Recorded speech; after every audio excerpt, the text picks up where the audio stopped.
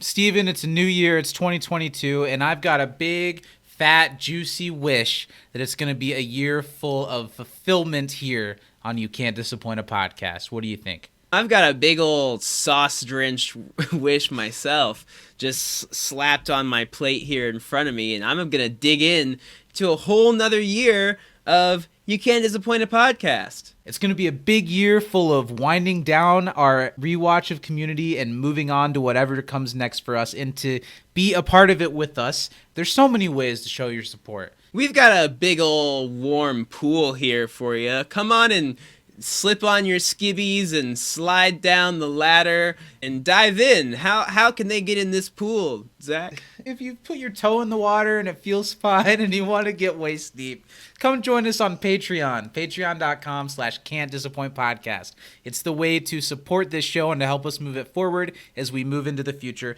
It's also the way to get more of us every week with our live pre-show every week, You Can't Dis a Pre-Show, and all kinds of Patreon exclusive content coming all the time, Steven. We'd love for you to support us on Patreon, but you can also hang out with us free of charge over on Twitter at You Can't Dis a Pod.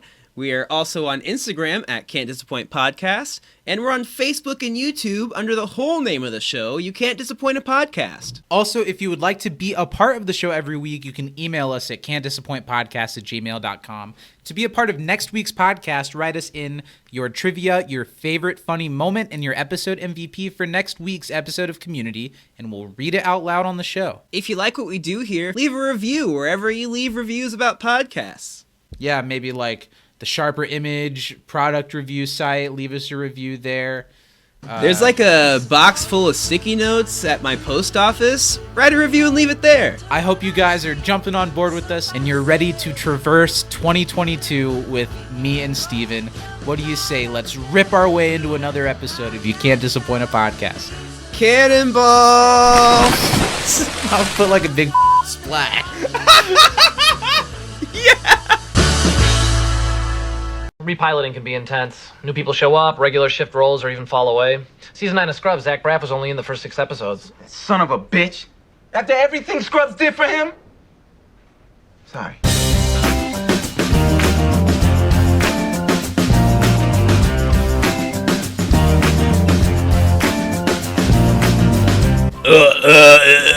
Zach, we gotta... Actually, I do a better Morty than Rick.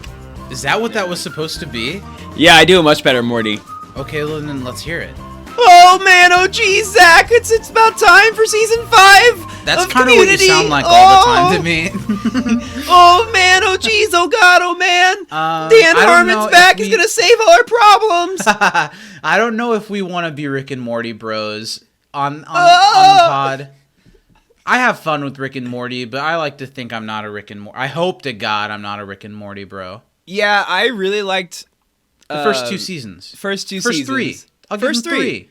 Yeah, and then I didn't really. Have there Don't been dislike 4 or it, 5 but now? I think there's been 5. Don't dislike it at Yeah, I all. don't I think I've still seen much of watch season it, but it's 5. been a while since I've been like, that was a good episode. I was in a hotel, I think, and I saw the finale of season 5, which is Yeah. like the finale and the first episode are the only ones that ever actually tie into any story. So Yeah. yeah, it was cool.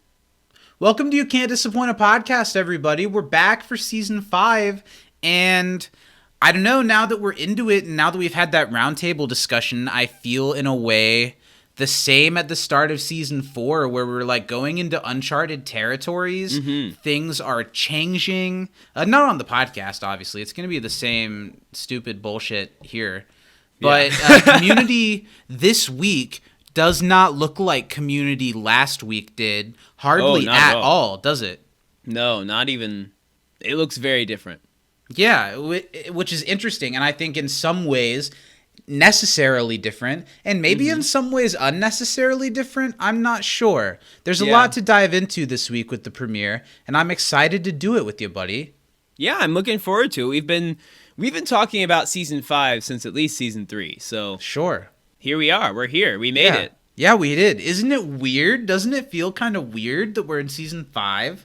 It really does feel weird because now, like, at this point, Community had been through a lot of things. It was what I would call a seasoned show.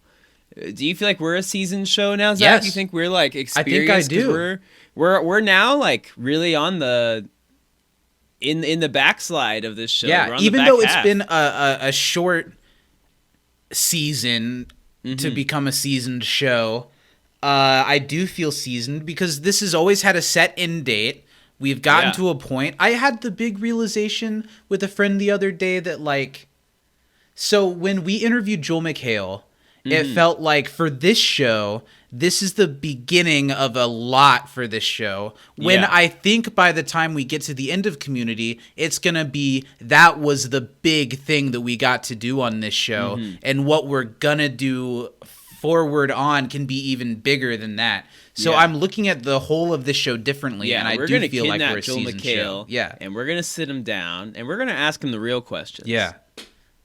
I'm excited to be here. The conversation we had with our friends last week brought up a lot of thoughts in me going into the season differently. I have a lot of positive... Well, let's introduce ourselves. We have a lot to get into this week. I can tell that I'm already excited to talk about it. I'm Zach, and does it feel weird doing this without Dom and Andre? Wow. Yeah. They don't do anything anymore, right? Crumbled. They crumbled. Hi, I'm Steven. They picked a war with the wrong Community podcast. No, they did. Little do the fans at home know we are Thraxis, destroyer of worlds. We Introduce yourself. I said I'm Steven. You just don't hear when But I I want to speak, hear your Zach. joke. I heard you say you're Steven. You don't have a joke. I don't have a joke.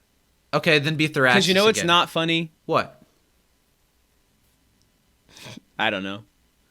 Welcome to You Can't Disappoint a Podcast, everybody. The season 5 premiere. We're back and the same as ever. We got to start off the program shouting up. We're going to shout them up this week. $10 and up patrons over at patreon.com/Can't Disappoint Podcast. Those people are Danny M. Lugo, Mary Baker Boudreaux. You sound like Pee Wee Herman. Brian Thurman, Planeswalker Prez, and Taylor Ace. We love all those people. We love the communication we get from them. Obviously, Danny and your mom are Danny and your mom, but like all the time, I'm like, no, that they are a given. They're really great, cool people, but that was before they were patrons. I also feel that way about the other people. I think Brian is awesome. I think Taylor is funny and thoughtful and has become a dependent part of the show in recent seasons. And I don't know a goddamn thing about Planeswalker Prez. Wait, there was someone who I thought it was, but I'm not sure if it's still that person. I think we're going to get the answer to some of those questions in one of the emails we got today. Really? I think so. Oh, hell I didn't read it, but I think it's from the Prez. Oh, shit, from the Prez? Like the Joe Prez Biden himself? here, snacking on some ice cream. Do you think that, like, Joe Biden made, like, a Magic the Gathering online account, and then, like, that's his name is Planeswalker Prez? I know you haven't played Magic the Gathering, but there's, like, a thing in the game called Planeswalkers that are, like... Oh, I don't know anything about... I don't know that at all. Yeah, so I think that's what the Planeswalker comes from. Clearly you don't know about having a Magic the Gathering account because you don't have a Magic the Gathering account. You go to the back of a comic book store and drink a 30-pack of Mountain Dew. Hey, Zach, as somebody who used to go to Saturday Morning Magic before I moved to Chicago, and it has a giant bag of Magic the Gathering cards, I'm pretty sure, somewhere on the floor of this room. There's a very popular online game called MTGO, Magic the Gathering Online. Sure. And it's a computer or phone game. Whatever. I'm already mad we've spent this much time talking about it. Welcome Magic to the the program, Gathering. everyone. We've also got to shout out our community papa at Communities on Twitter. The man who, without his at community, without his at communities jism, we wouldn't be the at communities men we are today. A lot of pressure on us to give some community grandchildren, though, lately. And Steven and I sure are trying.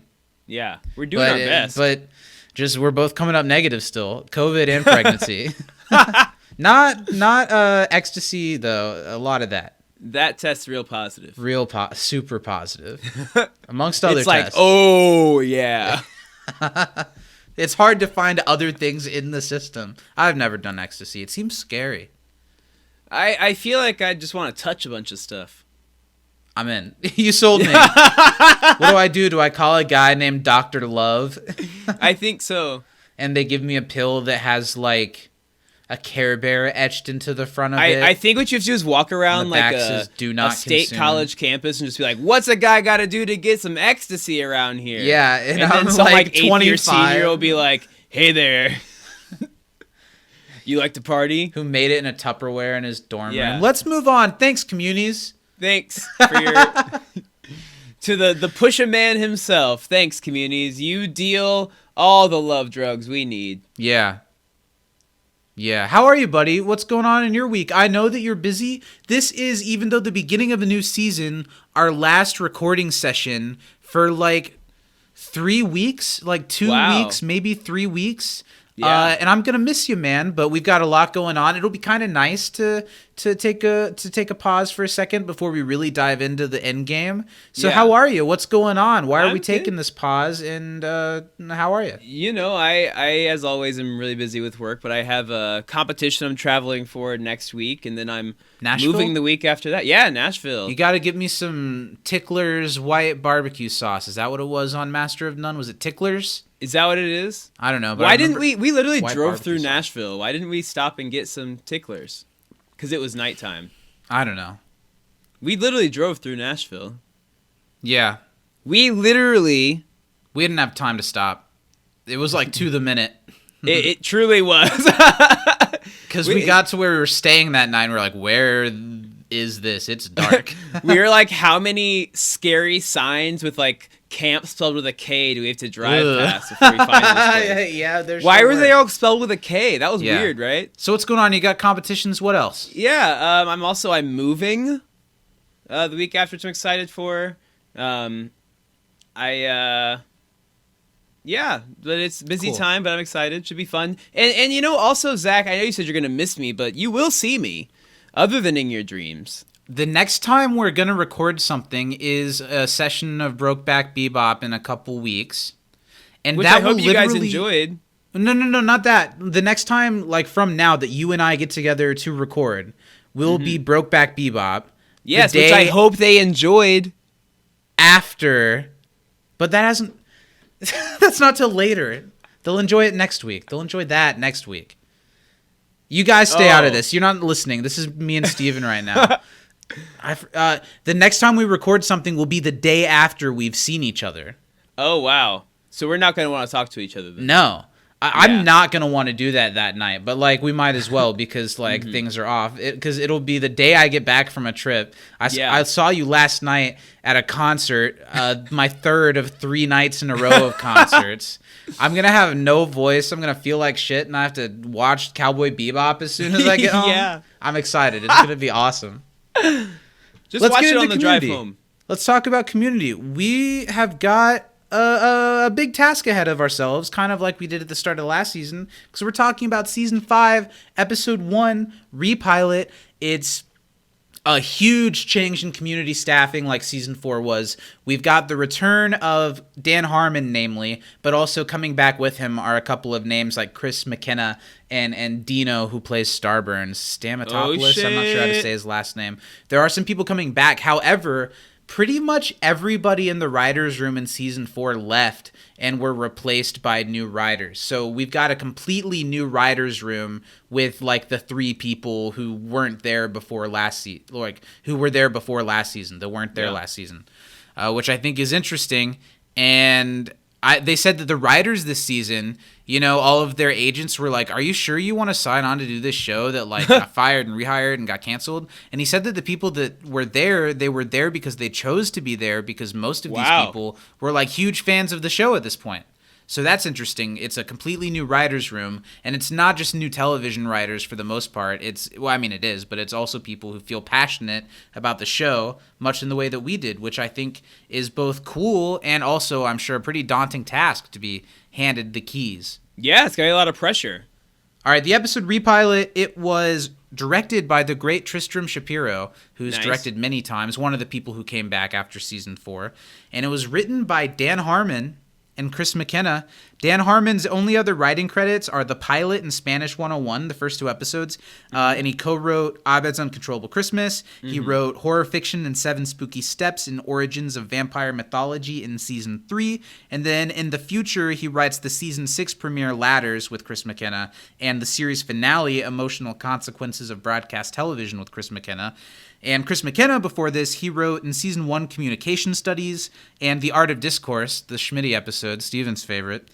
In Season 2, Anthropology 101, Conspiracy Theories and Interior Design, Paradigms of Human Memory. And Season 3, Remedial Chaos Theory. Wow. He wrote Digital Exploration of Interior Design. Nice. And then also in Season 6, he writes Ladders with Dan and Emotional Consequences with Dan.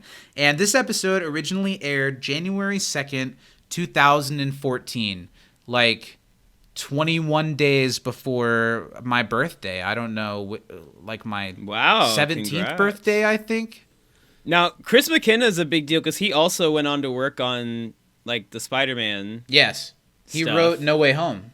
Yeah, which is, I mean, really And he's not good. the only Community person that went on to do Marvel stuff. Yeah. Yeah. Interesting. Mm-hmm. Interesting.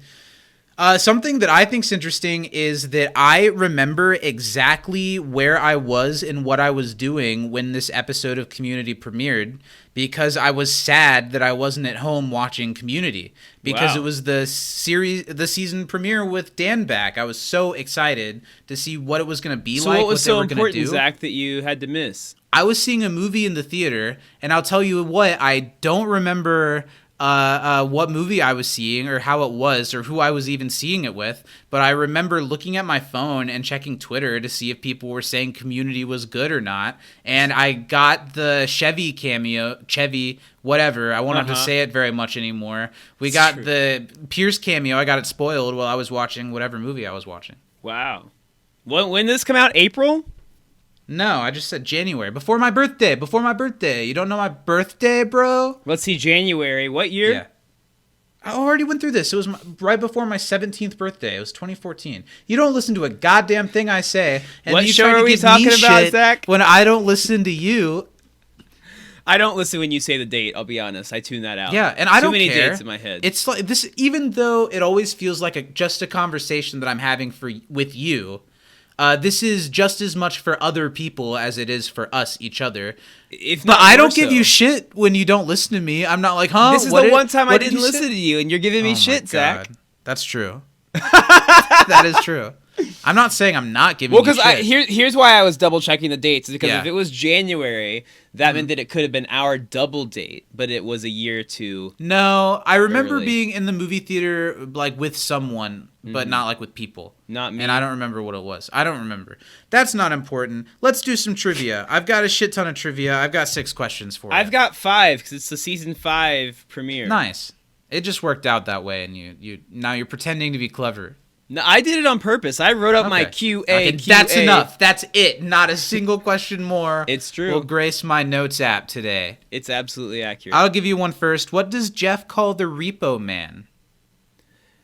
I didn't get that reference. What was it? Oh, really? He calls him Francis Ford Repo Man. He says something about his commercial. Francis Ford Coppola is a film director, so Yeah. he's saying all right, Spielberg, Einstein. Yeah, here was my issue with that because Okay. I know the name Francis Ford Coppola, but Okay. I had to reach. And I was like, is he saying Francis Ford Repo Man? I don't think that's the show's fault. He could have picked a different I heard it just fine. Repo Spielberg. I don't know. I thought that was kind of funny. And one of those movies, Guillermo del Repo. One of the Repo dudes, the younger one that's taking the TV in the beginning, is Chris McKenna's son. Oh wow! I think is what they said. Hope he gets his big break off of that. But that was a stinker first question for you. What you got for me? What did Andre take with him when he left Shirley? Oh shit, the kids Yeah. and the house and the DVR with 180 something episodes of Bones. I'm gonna give you a no for that one, Zach. You got Really? You got 2 correct, but one thing you said was wrong. Okay, tell me what it was then. He took the dog, the kids, and the Okay. DVR. Okay. He did not take the house. She specifically says that he's staying with Okay. family. Right. Damn, not only is it like me and the kids are leaving, it's like we're just going somewhere else. We're just going somewhere else. Yeah. Okay. That's a depressing trivia question. Now I'm sad. Yeah. Where was Greendale ranked number 2? Oh, on Greendale.com's list of community colleges. I'm going to give you a no on that one because it was GreendaleCommunityCollege.com. Oh, I was close. What major for Britta does Shirley suggest? English. Yeah, nice. Yeah. That's a bye. Who does Britta blame for sucking at analogies? Not an owl, that's for sure. Well, that's what I thought. Does she say she doesn't blame owls? She's like, I don't blame owls for being bad at analogies. Yeah, that's funny. Whatever. Your turn. Finish this line, Zach. Okay. I am the system. I consume blank. I am the system. I consume. Nope. Humanity. Humanity? Yeah, it's the giant robot. That's the robot, says. yeah. Yeah. Sorry. It's okay. Who is That's okay, buddy. That's all right. Don't feel bad. Who is It's okay. I still love you. Here, go ahead with your question. I don't want to. Who is Alan's blow dealer? One of the gym teachers. Uh-huh. Nice. What is the Greendale secretary's name? Rhonda. Nicely done. Not whatever he said first. Rita. Yeah, Rita. What did Abed never return to Blockbuster? What was the movie? Well, that's the question, so I can't tell you. What? Dang. What's that movie called? It's on the tip of my tongue. You don't know it. It's I don't know. Time Bandits. Nice. Is that anything like the Disney Channel original movie Minutemen? I hope so. I really liked Minutemen when I was Yeah, that was of a fun age. one. Who did the done? You have dean one more? call about the Save Greendale committee? What? Who did the dean call about the Save Greendale committee? Mm-hmm. Abed? Yes. Because Abed's like there. He's the one that shows up first because the Yeah. dean called him. Okay. When Abed shoots Jeff with his eyes, what color is the laser? That's my last question. Toughie. It's like a greenish white. Green. Green, nice. Green will do it. I wrote green. Nice. It sure was. How can it be a greenish white? White is the absence of color. If it's a greenish white, it's no longer white. Idiot. Let's move right on into some email questions. What have we got from the hopefully smarter than that friends? I don't think you're an idiot, but that was kind of funny. We've got 3 emails today. Yes, and Sorry, I was reading part of it and I was like, what?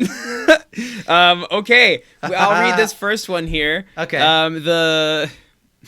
The subject is grand opening of the Pierce Hawthorne Museum of Gender Sensitivity and Sexual Potency. Mm-hmm.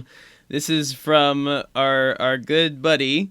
oh, I don't know what they want us to call them, but we're just gonna say Anthony. Thanks, Anthony, for writing in. I'm so hello, invested. Zach and Steven. Hi. Nice. Planeswalker Prez is the name tapping mana and summoning a Black Lotus is in the game. So that is a Magic the Gathering reference. I've been intrigued by your speculation on my presidency and would like to thank my fellow Southern neighbors from America. Joke aside, Repilot will hopefully have me, as well as both you guys, relieved and happy to recap Community. The addition of having Jeff as the teacher of Fundamentals of Law and the rest of the Save Greendale committee taking classes was somewhat of a cop-out to keep the show running, but it worked in the long run. The show won't be the same without Pierce, but the cast and crew are happy to be rid of Chevy. My favorite funny moment was the group's reaction when the table lit on fire, as well as the group failing their woods project and creating Table Mark II. Enough ranting, on to Yeah, trivia. the birdhouse, that was funny. That was really funny. How many episodes of Bones were gone when Andre took the DVR? I feel like it was 180 something. You were really. I think it's like 100. I know that there's a 6 in it. 183. You think 6? Okay, I would guess 186. Let's have different guesses and we'll see who's right. If either of us. You know what? I'm gonna do 168. Okay. I think there was an 8 in there. Okay. I like your strategy. Thanks. I don't What think you was should've been allowed to Super change it Abed's belt so many made times. of? What was Super Abed's belt made of? I do There's not like a know. paper plate on him, but I don't know about the That was belt on his chest, right? Yeah, I don't know the belt I don't know. What was Jeff's phone number for his law business? 555 Hero. Okay, so Hero is... But it didn't say the numbers, it just said Hero. Oh, 555 Hero. I was going to figure out the numbers. Maybe they said it, I don't know. You don't Be like 4-3. Do you think that's going to make for good podcasting, you trying to figure out the numbers that correspond Hold on, with the let me letters? grab my landline telephone. Everyone shut up, and Steven's going to try to do Wordle real quick on air. You know, I've still never done Wordle. It's kind of fun. It seems like it. Yeah. All right, 166 episodes of Bones. Okay. So you were right that there was a 6. Yeah. And I was not right. You're close, though. I was close, but I was not right. I thought 108. Abed's belt was made of bottle caps. Nice. And then the phone number was 555-4376, which my math does mean says Hero. Which my math does mean says Hero. I just teach it. You do it. Here's the Nice. season 5 of Community. And then there's a GIF, but it's not like... Oh, wait. Show pictures. Here we go. Ooh. Still not showing me the picture. Awkward. You know, I love everyone that Oh, writes here we in- go. It's Jeff and Abed doing the walk like an Egyptian on top of Nice. the table. I love everyone that writes in, and I've never said anything because usually it's Lily that does this. But I always wonder why people send in photos or gifs and stuff because like it is a podcast. It's just for us. Yeah, but then you like spend like 20 seconds like describing it, and like I still haven't seen it, and neither has anybody who's listening. And then you do this. You hold it up to you hold it up to your webcam, and it's just I see the wall behind you or the your computer screen through the screen. move on. P.S. Let's Sorry get on for to the not next writing email. sooner. I work 50 hours every week. It's hard out there being president of the plains. You do Mr. not have Walker. to apologize for writing in. Thank you for writing in this time, and thanks for being a patron. Yeah.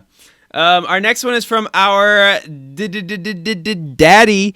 I like the way it sounds. That sounds rolling off them.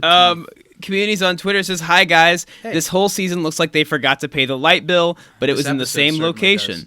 Just never made sense. Cordry is probably my MVP. He had a lot of funny one-liners, and he had Really? to cover a lot of ground in this episode. Yeah. By the way, last I heard, probably last year, Zach Braff had not seen this episode. Yeah, That's they said funny. that on the Scrubs podcast that he was aware of it, but he'd never seen an episode of Community. That's really funny. When Community went to Comic-Con before Season 5 dropped, Dan came out on stage in an Iron Man costume, and when they removed the helmet, the crowd exploded. For Season 5, Dan was the most powerful showrunner in television, Neil Goldman's description. Rehiring had never happened before. Have a great one, guys. You are on the cusp of one of the greatest runs of episodes in the show's history. That is from very Community's Matt. true. Yeah, I'm super excited.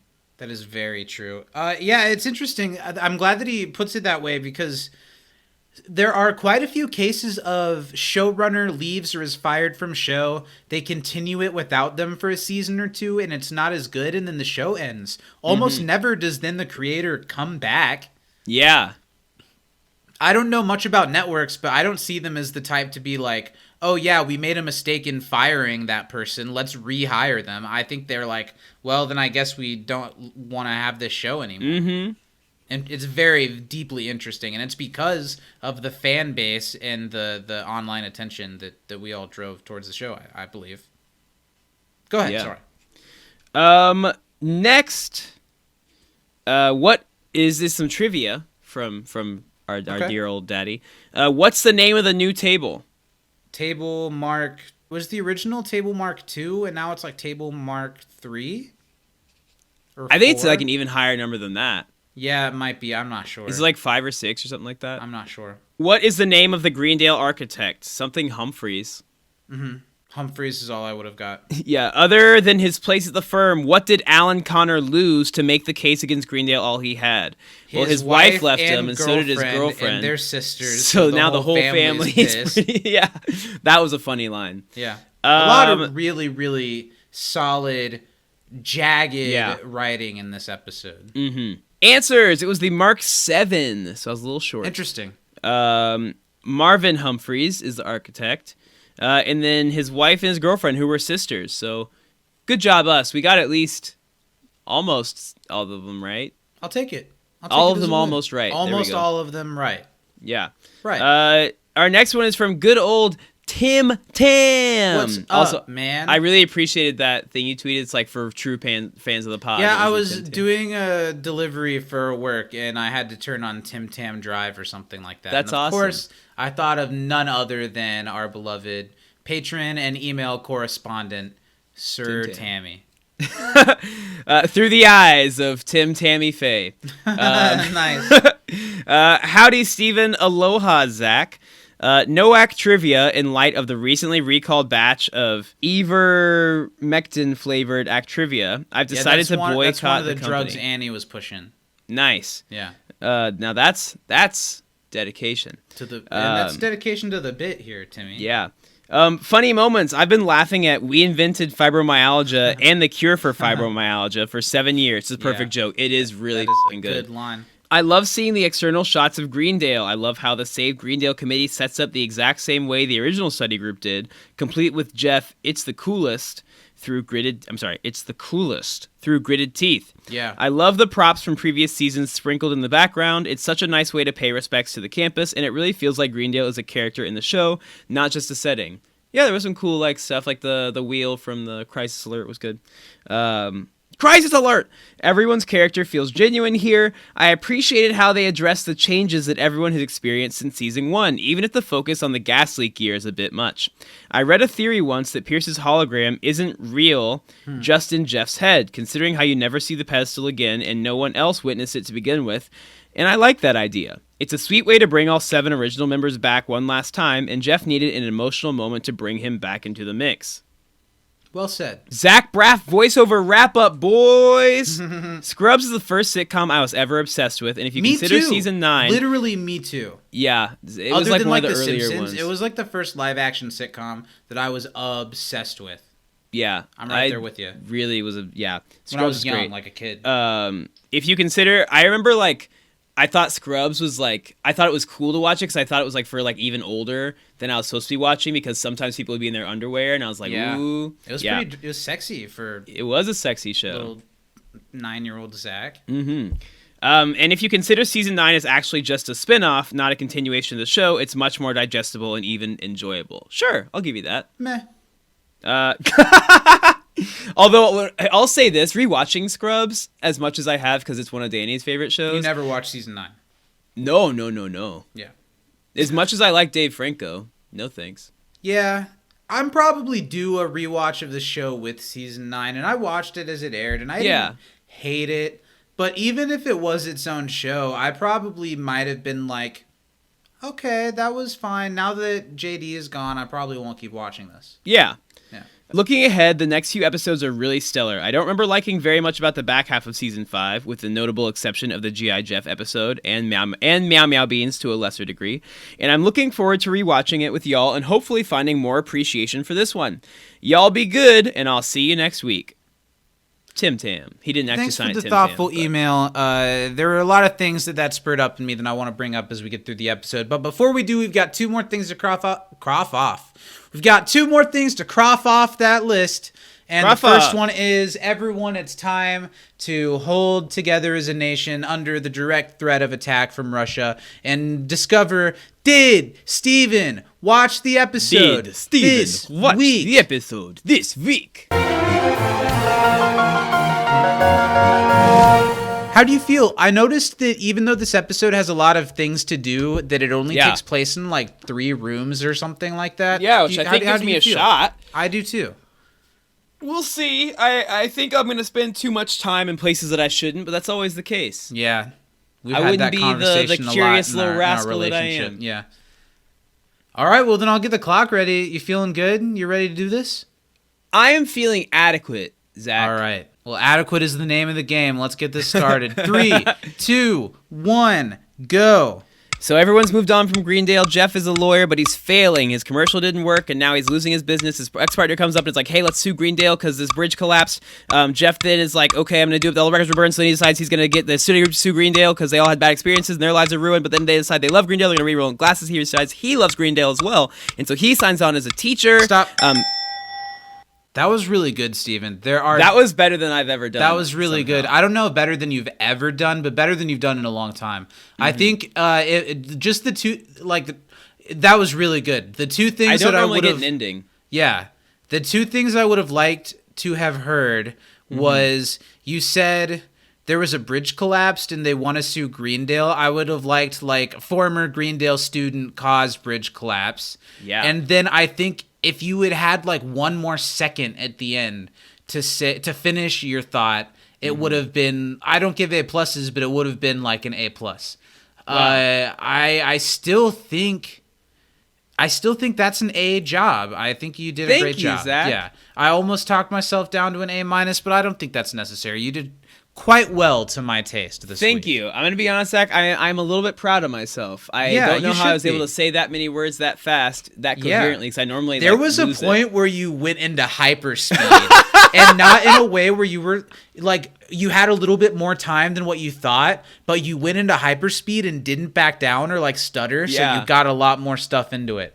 It would have been nice to hear more about the other study group members, but talking about them as a group did kind of cover what they do, and I think you did just fine. Thank you, Zach. I couldn't do it without you.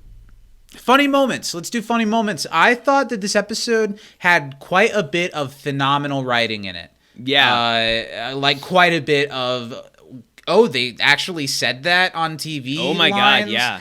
And beside that, just straight up funny things. I wrote down 3 or 4 things. I know. I have a few too.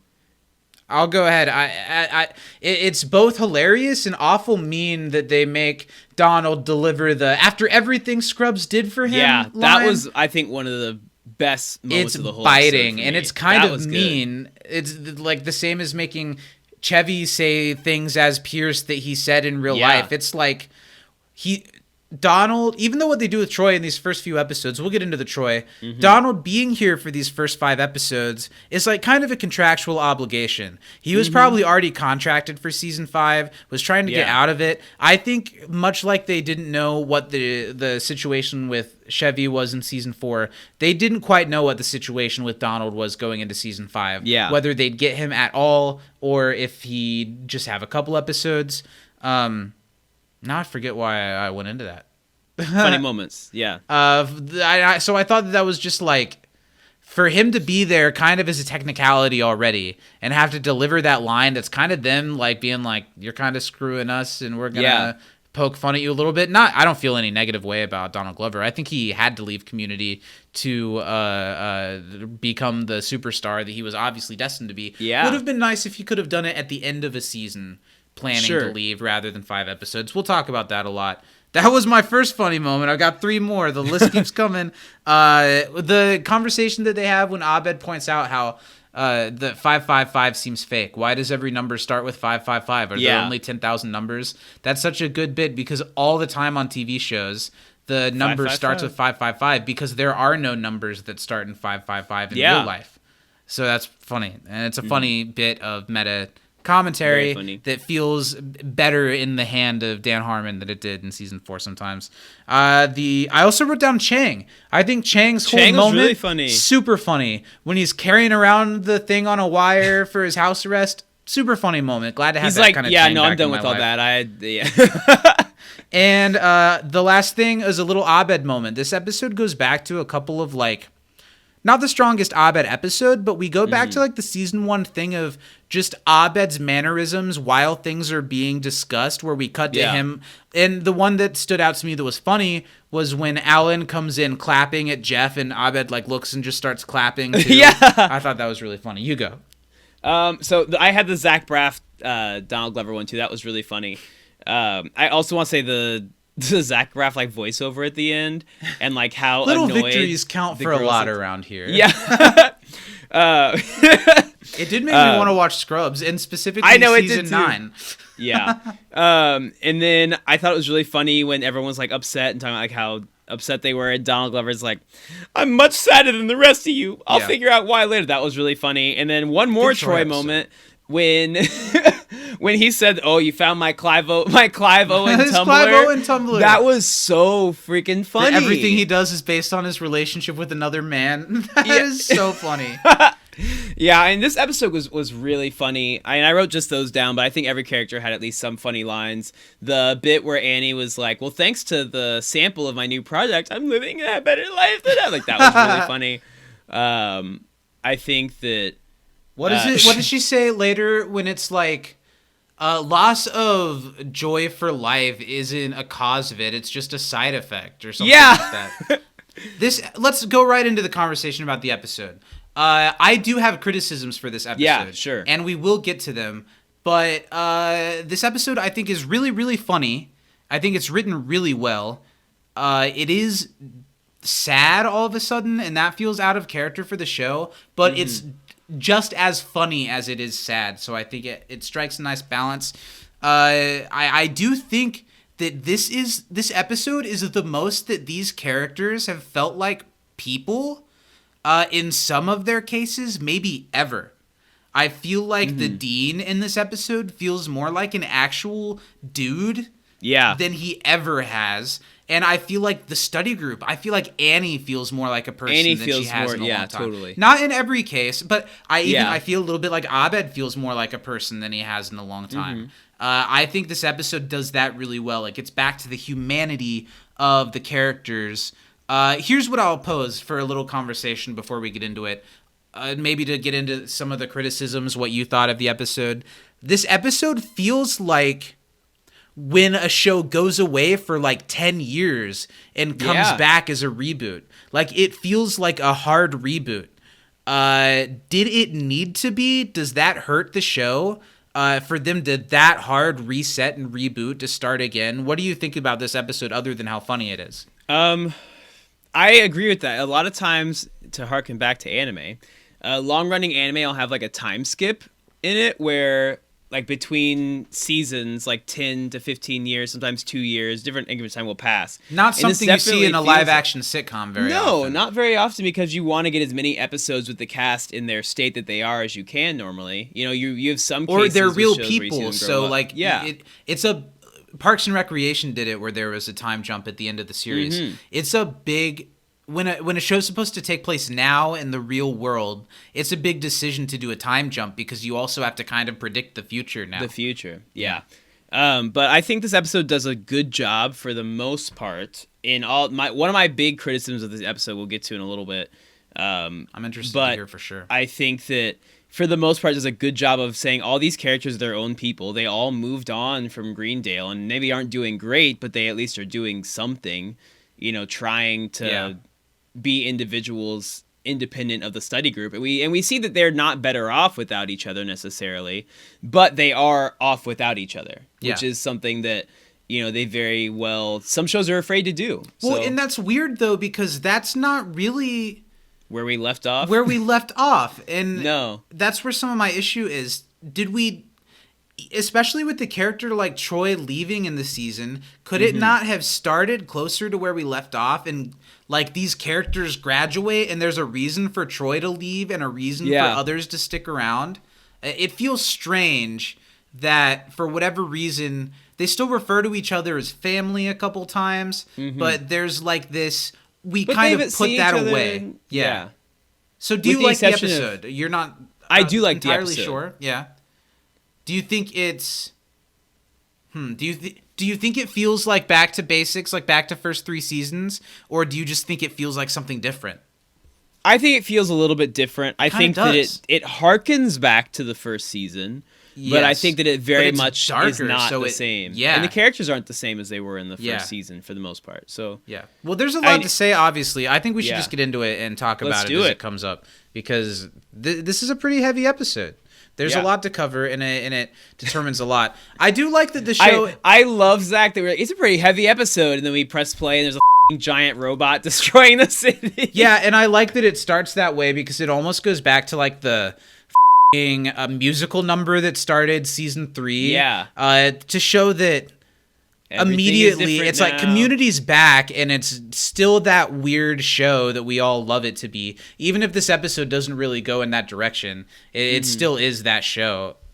The commercial's really funny. All of the editing of taking Jeff and moving him around like an action figure, like in this stuff. Can we talk about Joel McHale's appearance in this episode? Why does he look different? Does he look different to you too?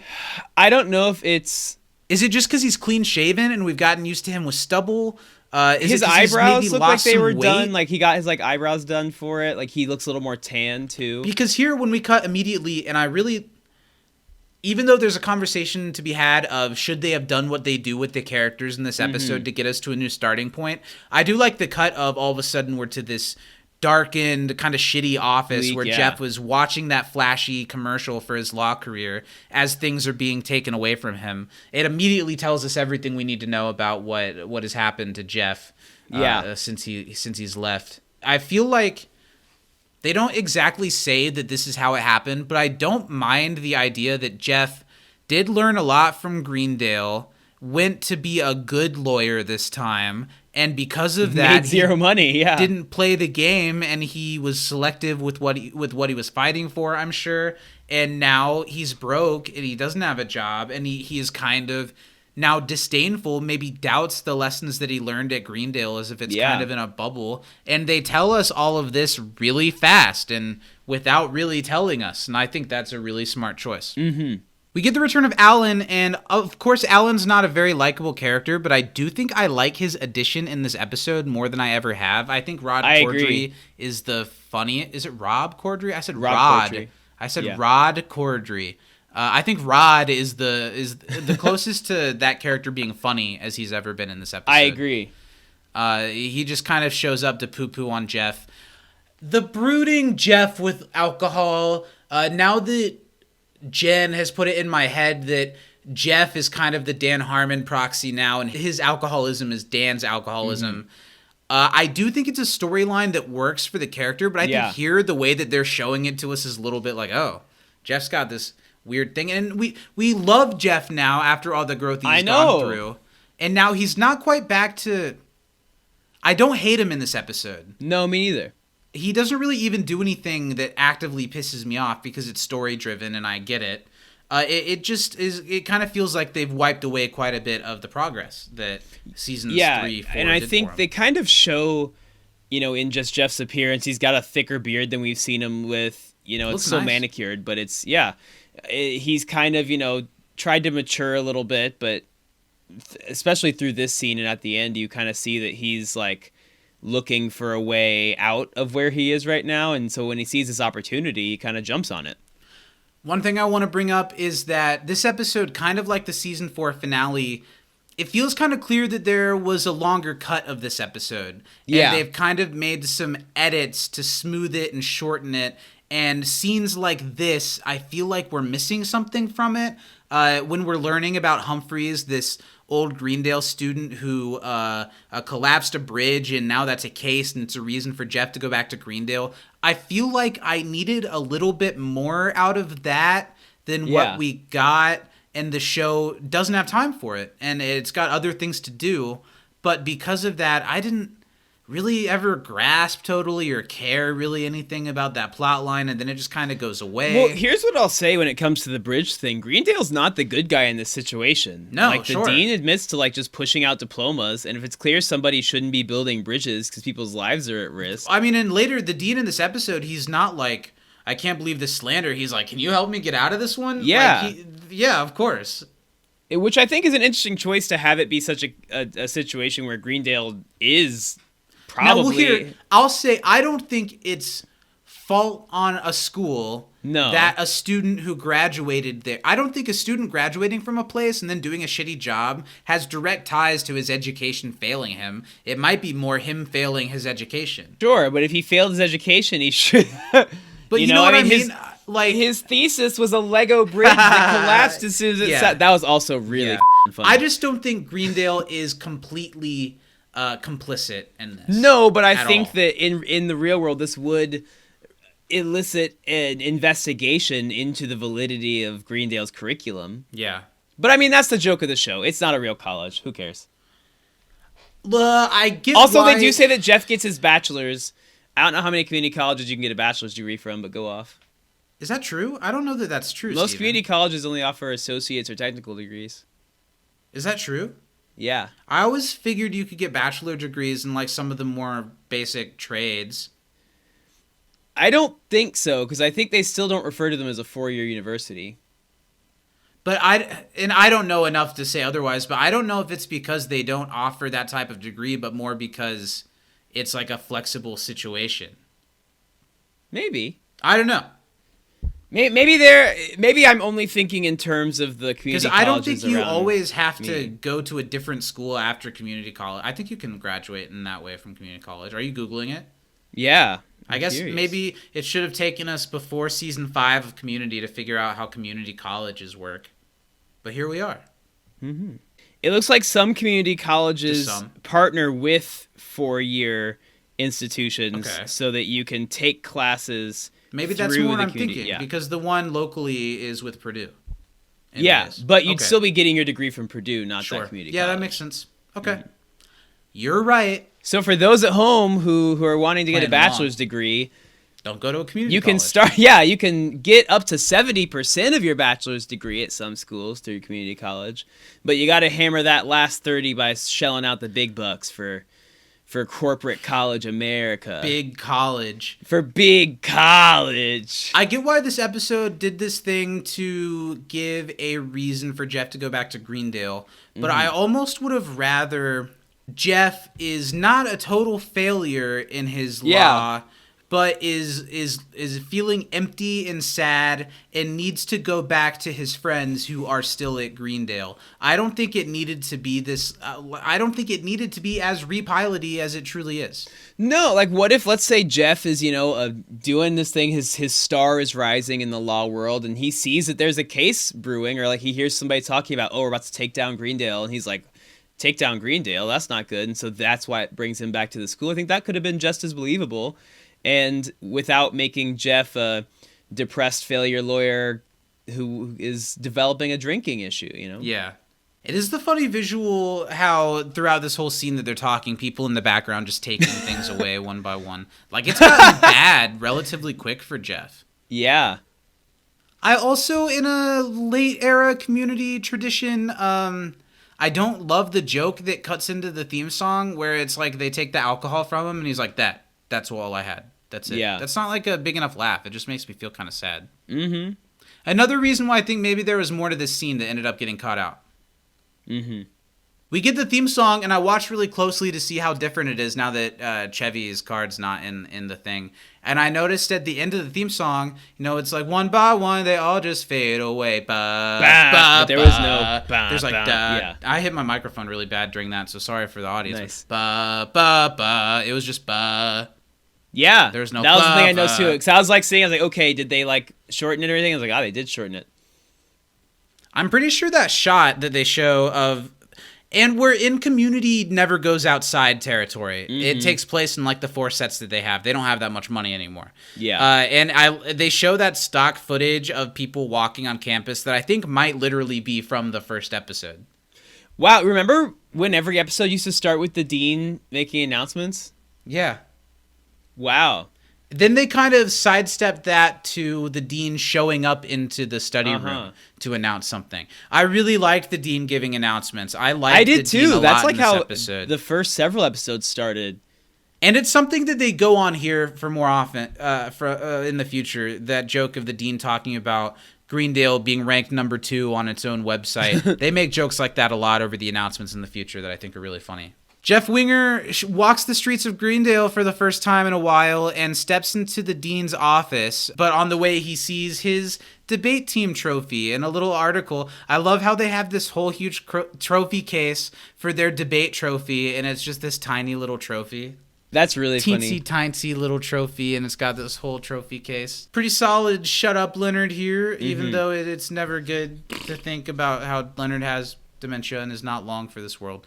Jeff crosses into the dean's office and takes a deep breath. I don't know. The vibes here are still weird. They feel a lot more like it feels more like a movie than a sitcom in this episode. Sure. And it feels like the characters are acting more like people, but because they have gotten so funny and cartoonish, it makes them feel a little off in a different way. Mm-hmm. It's hard for me to find much to say about the Humphreys plot because I do not care that much about it. Yeah, we have just an Jeff excuse trying for to us all to get sweet back talk together. the secretary, but it's not really working. I do like the moment where the dean walks out and is like, "Why are you wearing Jeff's Jeffrey. And it's a reunion that maybe has the most, I don't know, makes me smile the most of anything in the episode. Yeah. We're not distant from the last episode, so we don't get this huge, like, oh, they're seeing each other again for the first time. But the Dean and Jeff just have this thing. Yeah. And seeing how excited the Dean gets, it just obviously, like, brightens up his spirits. I think Jim Rash is really great in this scene. The Dean I like in this episode because I think they treat him more like a dude. I do too, and I think it's kind of really funny. Pathetic one at that. Yeah, and you can kind of tell the Dean's been waiting for Jeff to walk in. He's like, Jeff's going to walk in here and realize that it wasn't the classes that was why he stuck around, it was me. My favorite joke that he gets in this bit is when he's talking about you can use the study room. It's a records room now. We had to close it after you guys left for sentimental reasons. And he takes the perfect amount of pause before he says, and asbestos reasons. It's really, really good. Jim Rash is so good. And we cut to the study room. Does it really throw you off how dark this episode is? It doesn't bother me, but it's noticeable. Yeah, when I watched this for the last time, I let the beginning of the next episode play, and it's still probably darker than season 4, but not dark like this. Mm-hmm. I wondered more, does this episode pretty much entirely take place at night? Does it? Well, I guess it didn't just then because people were walking around the school, but I do feel like a lot of what happens with the study group at the school is after school, because later Jeff goes into the cafeteria to beat on Alan and nobody's in there. That's true. So And maybe you that's think the it was case. at night and it's dark, so maybe that's why some of the darkness is. I'm not sure. Yeah.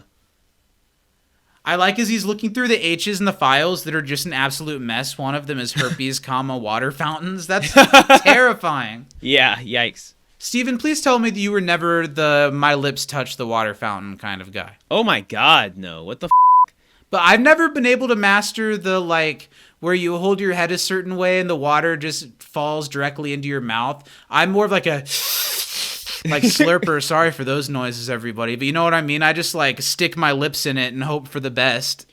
I don't make a noise when I drink at a water fountain, but I definitely go at it from, like, the top To where, angle like, and I just inhale. the water, like, falls into your mouth. No, Can you do that? I don't do that. I I've just seen go... people that can do that they just, like... I mean, I'm sure I could, but I don't want to put my head on a water fountain. Yeah. And I've always had hair that's too long to be around like that.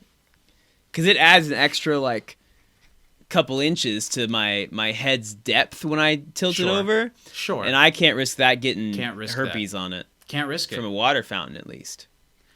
I like this moment here when Abed shows up. Jeff doesn't get very long to look through the records or to find anything because Abed was called by the dean to show up to help save Greendale. I really like all of Abed's first lines here when he's being super meta, talking about seasons, calling back dialogue. It is another one of the nice reunions in this episode. He announces that the dean called him to help save Greendale, and because of that, he called everybody else. So again, like in the first episode, Jeff thinks he's going to do something slimy that only affects like a couple people at Greendale, but instead it's going to affect all of these people. They're all back. They say, I called everybody, and everybody shows up, and there's really no conversation at all about why everybody doesn't include Pierce. No. And I think I wanted that more from this episode. I don't think they needed to make a big deal out of it, and maybe it's because they're just trying to distance the show from that like controversy. Yeah. But Pierce graduated in the end of season 4. Supposedly, all of these people have graduated since then. Pierce is alive. We find out a little bit later that Pierce is not allowed on campus anymore during his hologram thing. I wish they would have given us a line in here somewhere of like, wasn't it up when Pierce did this and now he can't come here anymore? I don't know. I feel like I just needed something. Yeah, I feel like Abe could have been like, well, everyone except Pierce because he's not allowed on campus anymore. And that would have been like fine. That would have been enough. I needed something. But instead it's like the elephant in the room, and they pointed that later with the magnitude line. So the whole group's back together and everything is different. They all seem older. They all seem sadder. They all seem like not as close and kind of jumbling over one another. It's an interesting thing to see. And even though the study group is only minus Pierce, doesn't it immediately just feel smaller? It doesn't necessarily feel smaller to me because I feel like this is a study group that we had for a lot of season 4. True. So it feels roughly the But same. But whenever it was everyone around the table, which wasn't as often, usually Pierce was there. It was just that they were splitting up into stories that no longer involved him. I think as far as them all like pulling off the chairs and sitting at the table. But they do. They pull all the stuff off the table as much as they can. They set up their chairs. And Abed goes right into the TV side of it, of how they can reboot. They can revamp. It can be a do-over. And I really like the way that this show in this episode pays homage to Scrubs. Yeah. I'm sure they're scared that them kind of rebooting their own show is going to be like when Scrubs did that. Yeah. And so they're kind of making that joke. It's like the opposite of We Made Paintball Cool Again. They're like making the shitty joke about themselves before we can. And it works. It's really funny. It does. I really like the Scrubs references. And the bit that leads towards Jeff becoming a teacher with Abed calling it before anyone else mentions it is perfect. I remember that reveal for the first time. Of course it's going to be Jeff becomes a teacher. And like, of course Abed like smelled it from 10 miles away. From a mile away, yeah. The study group is committed to save Greendale, and is this when they had said, did they say already that they're planning on re-enrolling in classes, or is that later? No, not yet. That's later. They're just committed to saving Greendale right now, and Jeff wasn't looking for that. He said save Greendale so he could help get the information that was going to take down Greendale. But now he's pulled in further than he wanted, as he so often is, because he does care about these people, although it seems that Jeff is a little too distant from how truly integral all these people have been to each other for so many years now. It seems like too much of that is lost in this episode. Well, and like, I didn't expect Jeff to be hanging out with them once he left the school necessarily, but even though he, maybe isn't happy that they showed up, he would be happy to see them. Because he says later on they're the only people that he cares about. But, I think he downplays a lot how actually happy he would be to see them. Yeah. Let's do a little Donald watch now that we're at, sadly, the end of Donald Glover's tenure on Community. And a lot of people do say nowadays, not that season 4 is the real downfall, but when Donald leaves. And I disagree with that. Look, losing Donald is huge. But even in these last 5 episodes, I mean, he's just kind of there to, say a joke every now and then. See, I thought Troy, even though story-wise Troy wasn't a huge part of it, I think he's very his funny jokes in this episode. I think he gets a lot of the best lines. But I don't know. What I'll say is I remember when this episode first came out, that was the big talk, was that Troy's leaving in 5 episodes. So you kind of went into this episode thinking about that. And I remember feeling disappointed that there wasn't more Troy when I watched it for the very first time. Because I was thinking, he's gone in 5 episodes. These episodes should be immediately starting to set up what he's going to do. But the Community is not really like that and never really was. It makes sense that they don't do it that way. And now watching this episode, I look back and I think, oh no, they used Troy pretty well in this episode. Yeah, I remember being very sad when Donald Glover left the show, and I still watched the rest of season 5, but I remember I was a lot less excited, I really like the second half of season 5. I do think that there are some stinkers. The season finale is not very good at all. It's not season 4 bad, but it's not the best season finale. I don't think it's because Donald left that season 5 got bad. I think maybe it's more that they only had 13 episodes. That a couple of the episodes are stinkers, and that has a greater effect on the season as a whole. But there's some really great episodes after Troy leaves. We got Meow Meow Beans. I really like. There's a really good episode that's about Professor Duncan, kind of. There's some good stuff. There's the next D&D episode after he leaves. There's G.I. Jeff. Bear Down. There's Bear Down for midterms. I love that episode. I think that's the first episode after Troy leaves. Yeah. I am just as... There's the... Ben... Well, that's before Troy leaves, but Ben Folds is in an upcoming episode, which is... Very exciting. I'm excited to have an excuse to talk about Ben Folds on the podcast. Big fan. Come on the show, Ben. Let's talk about it. I love Troy's Scrubs Season 9 line. It's great. That he's so upset about... How could he do that after everything Scrubs did for him? Yeah. And how can Troy do this to us after everything Community did for him? Very funny. Jeff walks into the dean's office while he's vision boarding, and the dean is not happy about being interrupted while being there vision boarding. Yeah. And Jeff comes to question the dean about the information about Humphreys he's not getting, and realizes that, of course, the dean has shredded everything that they have about Humphreys. He's trying to... This is where it kind of brings up what you said, that Greendale is not totally innocent in this scenario. People might come pointing at Greendale. And the dean, I like it here. The dean isn't stupid. He knows that they're going to have to cover this shit up. And if enough bad press comes towards Greendale, that'll mean less diplomas. Less diplomas means less students. Less students means less money. Less money means no Greendale. And I really like that the dean is, like, inept. But here we see a little bit more about, like, he knows how to keep the school running, and he's got to figure something out after this is happening. I like the dean's angle here. Yeah. I think Jim actually gives a really great performance in this episode, because they're asking him to do something a little bit different than he's had to do before. I agree. This bit was so random. Jeff leaves the dean's office and calls Alan and talks to him about progress, and Alan is sitting at a desk and ends up getting kicked out of it because it's the concierge desk at a hotel. Yeah. Rob Corddry is really animated in this episode. I think he does a lot of good work there. Yeah, the sisters dating line is really, really funny. And now they're all pissed. It's really good. What's Jeff trying to get out of him here? He's trying to start a class action lawsuit. Because he's like, well, this Greendale. angle's dead, so I'm going to start a class action, and I know just the people to do it. And at this point, Alan still thinks that he's going to be the one who gets all the credit for all of this. Yeah. And Jeff is just trying to get more stuff out of him before he cuts him to the curb.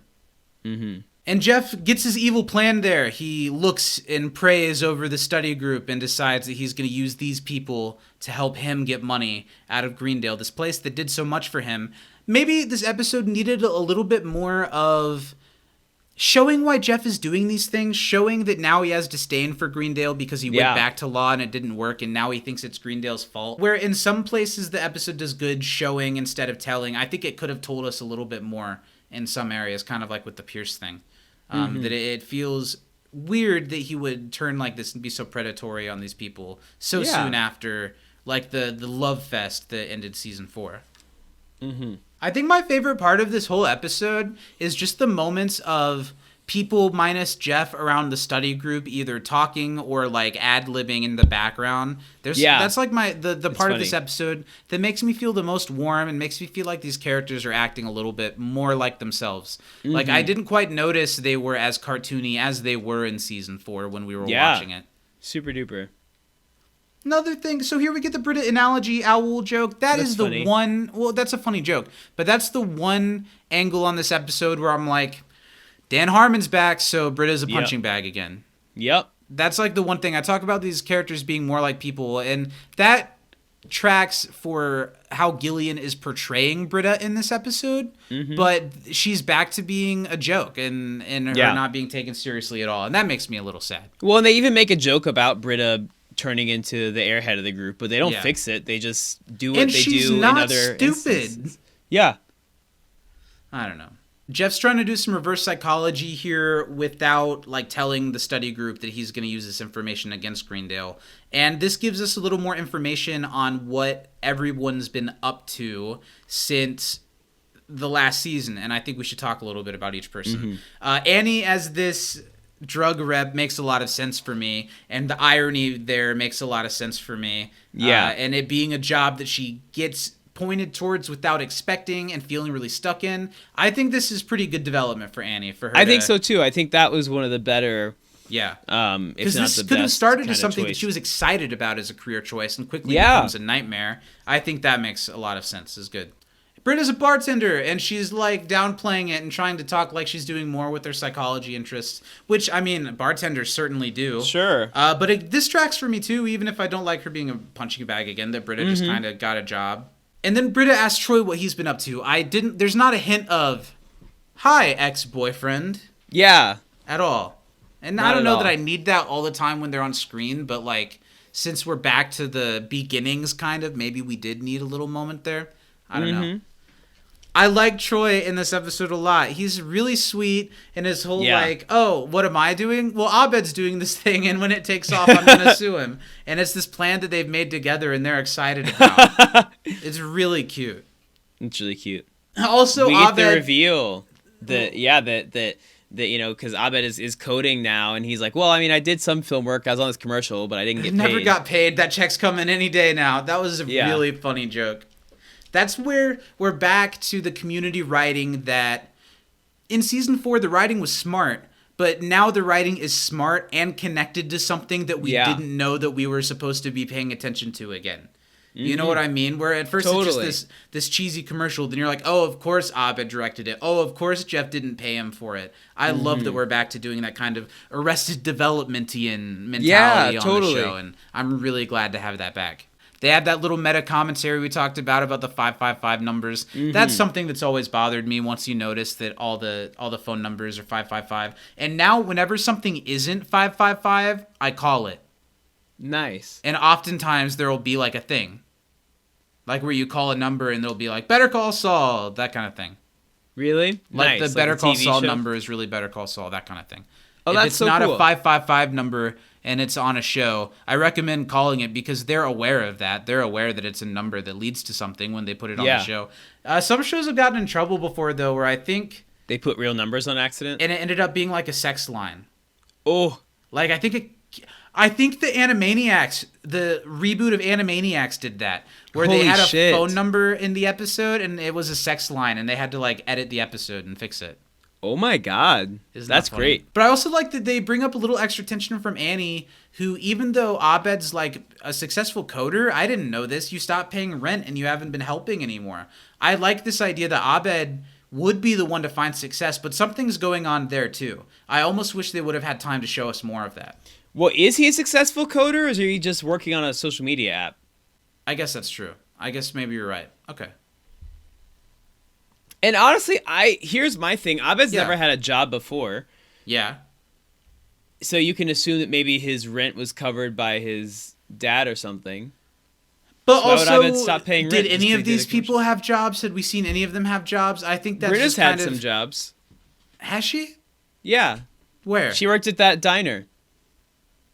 Oh, okay, sure. But like I think the show is beyond that. I don't think they have time to show us like where all these people work, what all their families are like, what all their friends outside of school are like. I think some things you just kind of have to go with, you know? Cuz like I don't know who else. You think Troy and Abed both don't have jobs, and for a while it was just their apartment. What's Troy doing for work? How's he getting money? You think their parents are just paying for him? What Maybe. are Troy's parents? We know they're Jehovah's Witness, but we don't know shit about Troy's family other than that. Yeah, it's true. I've thought about that. That's something that I really wish the show could have gotten to. Like We what met Troy's his, parents- was it his grandma? Yeah. The group get in a fight because they're all kind of jabbing at, they're being critical of Only each on other. Tummy They're jabbing at Tuesdays, each Zach. other. One thing I like about this episode here, even though it's sad to see them like this, in season 4, when they were supposed to be mad at each other, I didn't believe it. But in this episode, in this scene, it's like, oh, how far we've come. And how they're different. Like, Annie looks like a real adult now. Shirley really looks hardened. It's as soon as they start yelling, Shirley opens up that Andre's left her again. And, oof, that's a choice. Mm-hmm. What do you think about that they decided to do that with Shirley? I get they were trying to say that like things took a turn, and I like that the But it's issue... like they're saying that's the only thing they know to do No, with absolutely. Shirley. They're like, well, the only thing we gave her is this, so let's just take it away, I guess. If that sells You know. the moment well, it hits, and you feel awful for Shirley. But like, Do is all something that you else, could yeah. do for Shirley is family, kids, sandwiches? Yep. Maybe she had like someone What's die. that, the Turing test where... It's not that the Bechdel test about women characters. Yeah, the Bechdel. What's the Turing test? I don't know. Is that a The different Bechdel thing? test is like, are there? I do not pass the Bechdel test. I don't know how to say. I don't know it right, but it has something to do with like. I do the do women know what it is, Zach. characters So I'll finish exist? my sentence. No, but I'm talking. It's now. if women characters exist in a film, if they talk to each other, not about a man, Yeah. family, or kids, if they're on Yeah. screen at the same time. Yeah. And it happens way less than you would think. Yeah, Even I saw this still. thing where it's showing all the Oscar movies that don't pass Yeah. the Bechdel test, and It's like most all of them. don't. Yeah.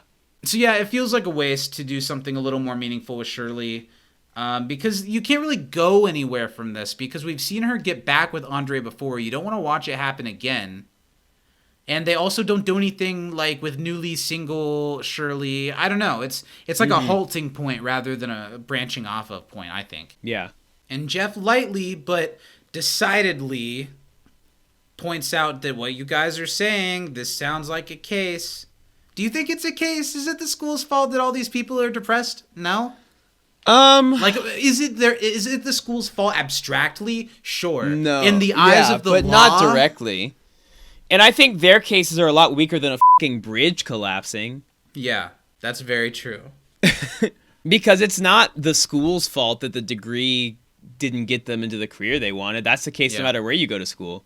So Jeff leaves for them to stew in this, and this is when we get the shot of Troy that really points out that there's an empty seat next to him, and we get the "Do you guys feel weird about doing this without magnitude?" line. How do you feel about this? I feel like this is a weird spit in the face to Chevy that the character of Pierce doesn't need. I thought it was funny. Because it's like them saying, like, we don't need you, we don't even notice you're gone. But we all notice that he's gone, and I needed to hear, but like... here's what I'll say, Pierce Zach, went back to his home planet, never to be seen again, or whatever. Well, here's what I'll say, and I also think this about, like, you saying that you wish they would have, like, made more of a nod to, like, why Pierce isn't there.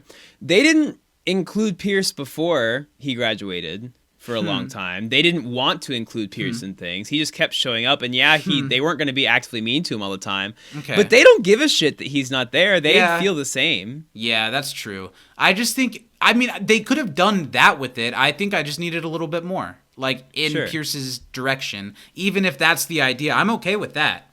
Mm-hmm. It's just like they don't talk about it at all. Yeah.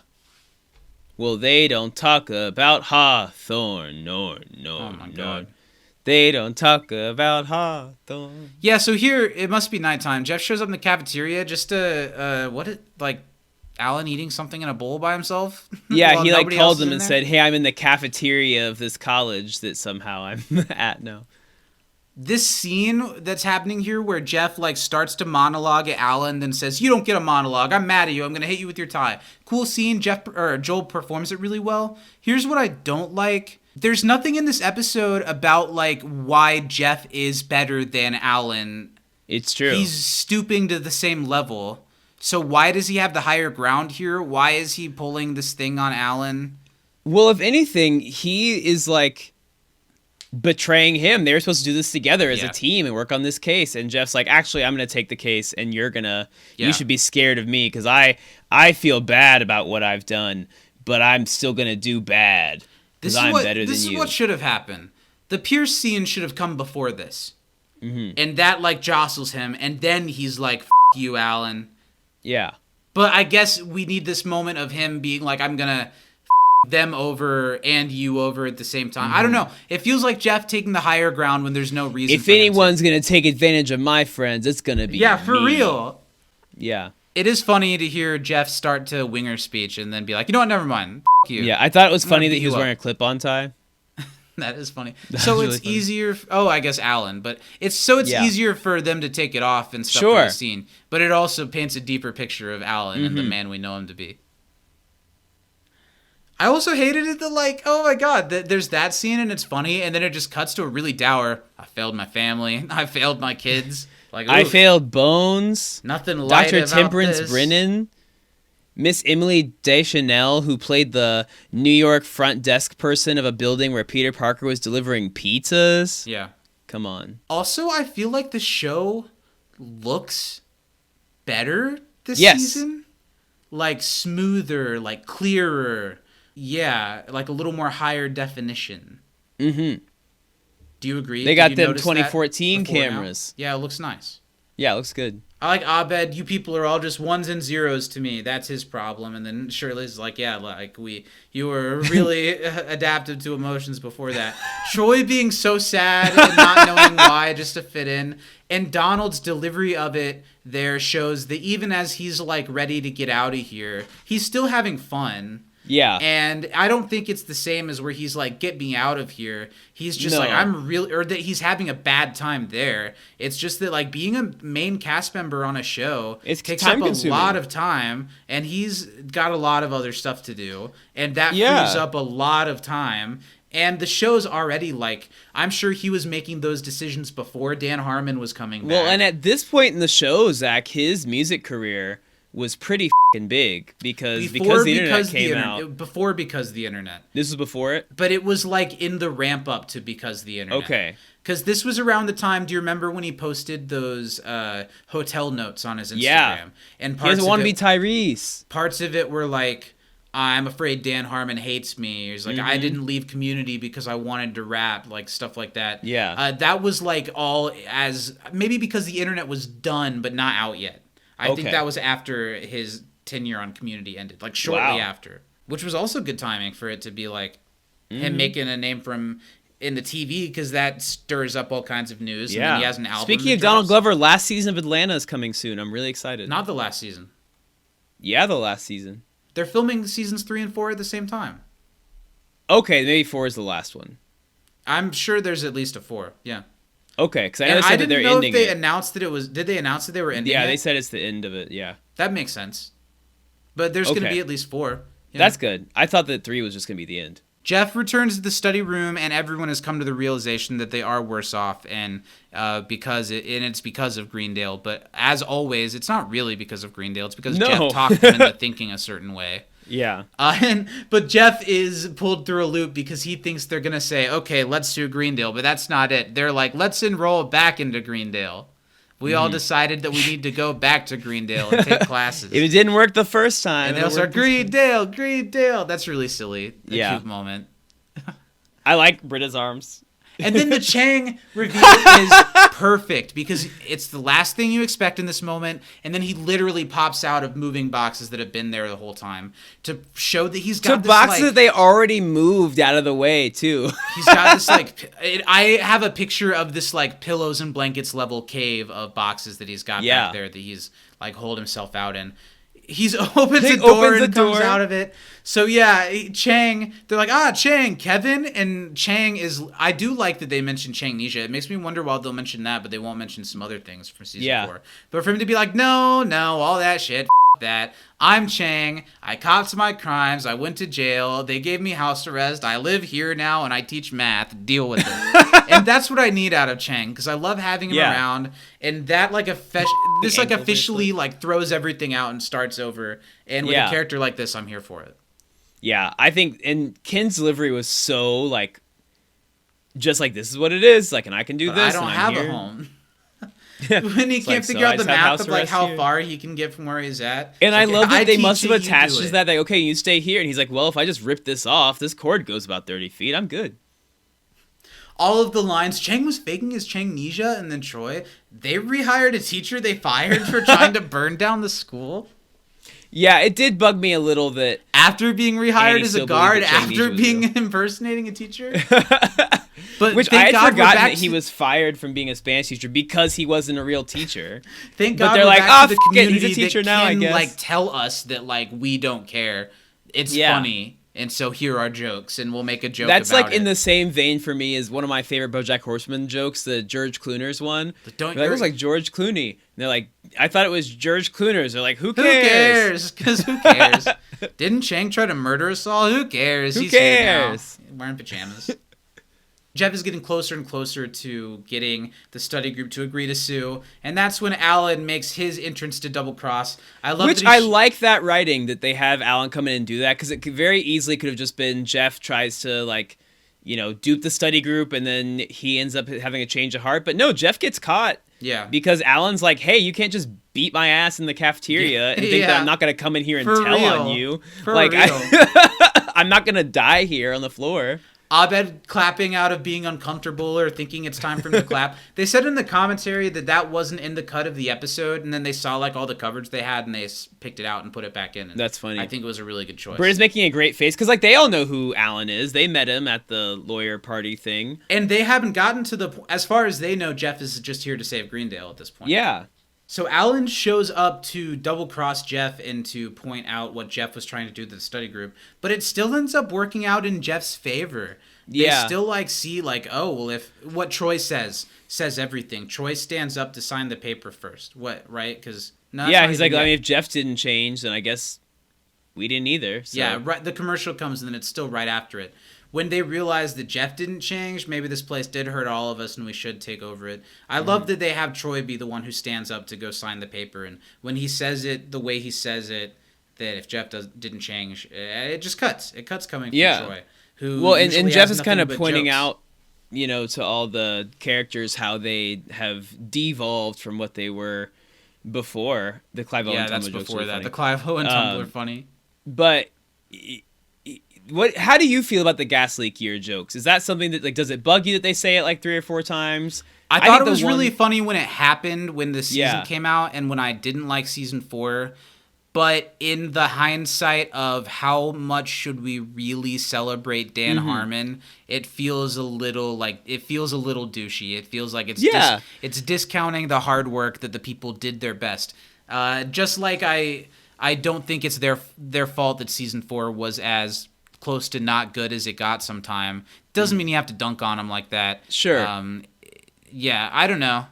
It's a joke that's fine. It hasn't aged fine. the best. But it's okay. I What feel do you a think? similar Do you way. feel about the same? Yeah, I feel about the same. I don't think they need to say gas leak 8 times in this scene, but We get it. Yeah. yeah. Like, after Andy said it, that was enough. Well, and it shows that, Troy still... you staged a robot fight? Troy thinking of the implications of a robot destroying a town.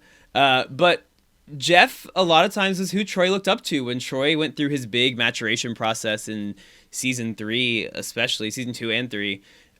He, looked at Jeff as like someone who he's like, okay, this is someone I want to look up to, but then realized, okay, I don't always have to look up to Jeff. I'm an adult too. Like, everyone's flawed. I'm mature.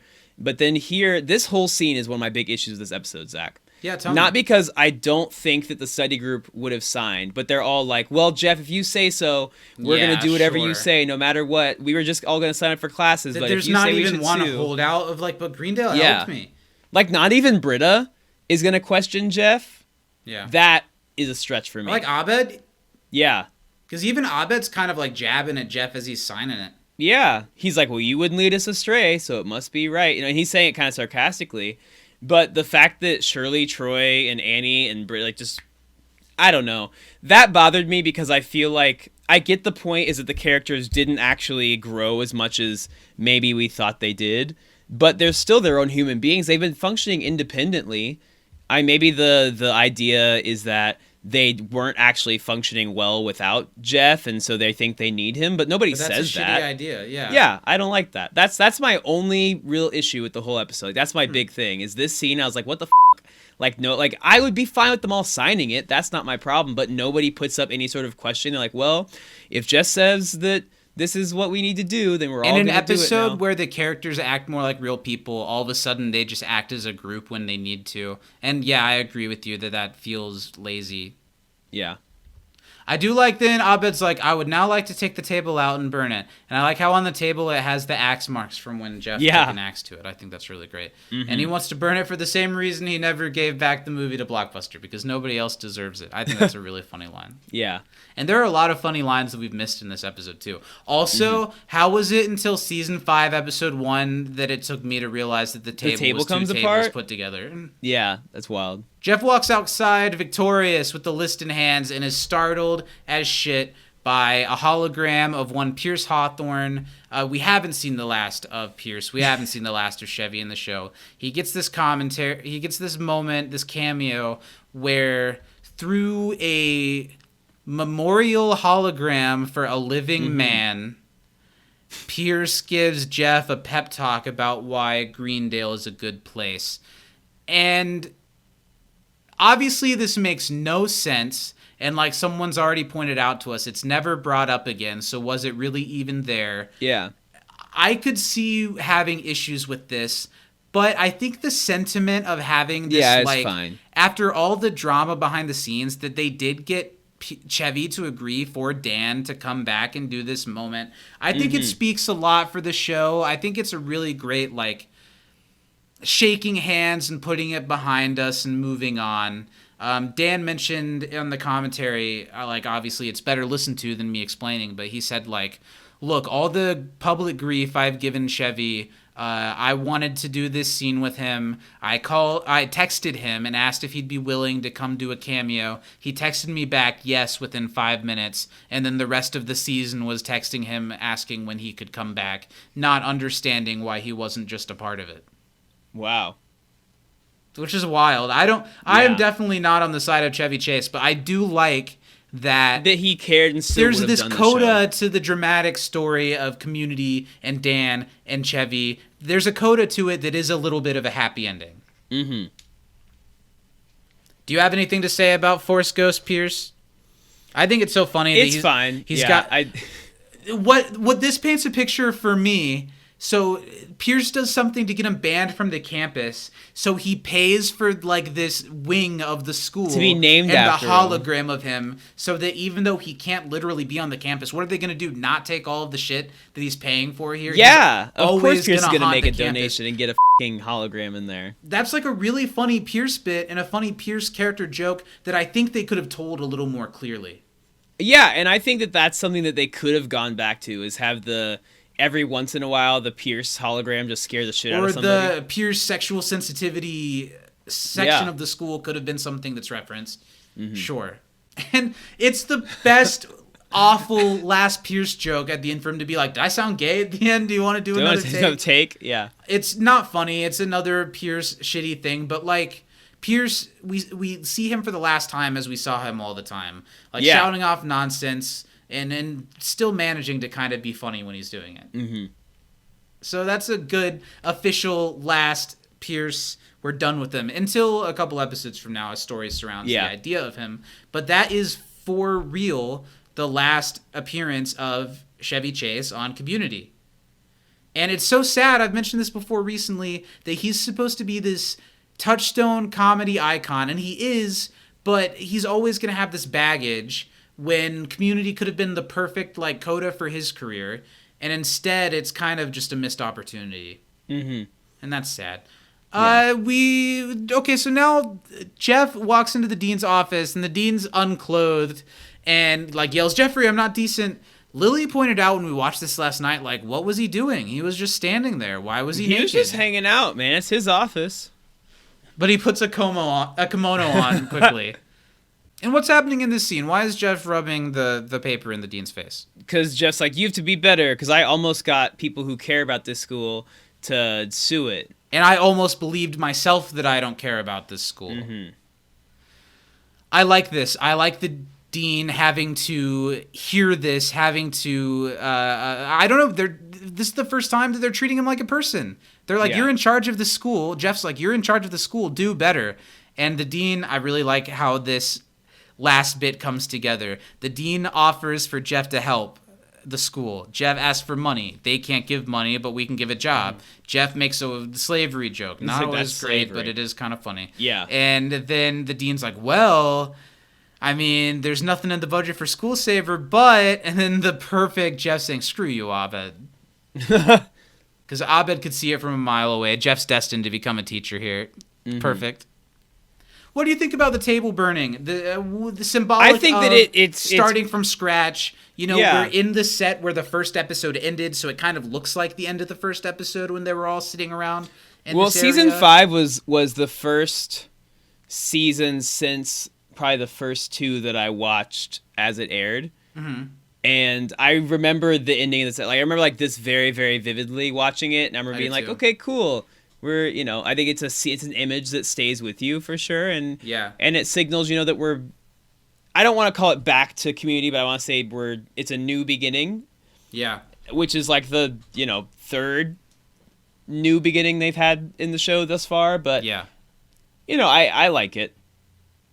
I needed a stronger arc for Jeff in this episode. I needed Jeff to have a reason to smile at a point in this episode.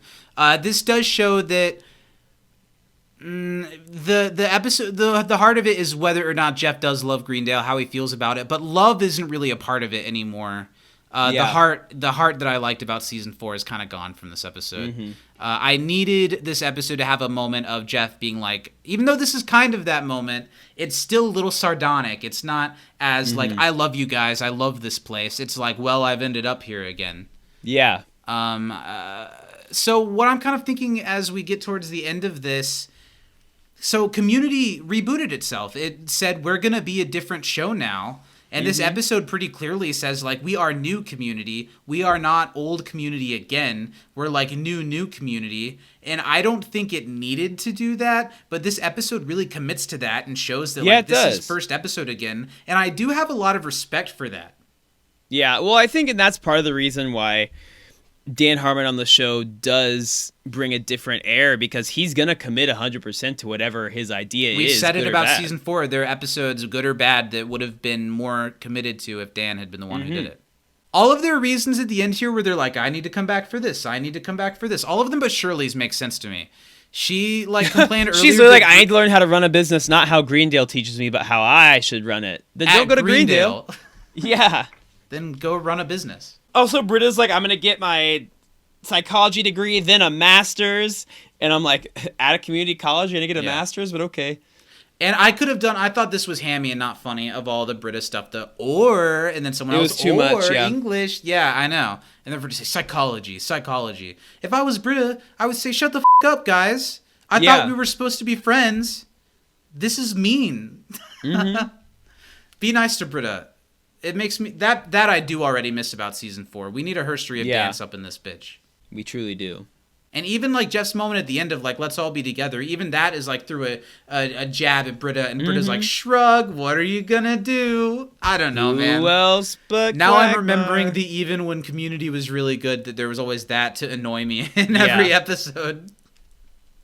He rips up the paper that was gonna be the lawsuit for Greendale, the signatures that they all gave, and he uses it to light the string of gasoline, which was always a cool visual, to set the tables on fire. And I was just thinking, like, this looks real. This looks completely real to me. What if they had the shot up? That would not be good. Abed and Troy fanning the flames was, like, real. It felt like they were real people really reacting that way as those characters. I thought that was a really cute moment. And then they build another table that's a beautiful table, but they get an F on it because of the woodworking. The assignment was to make a birdhouse. That was a really funny bit.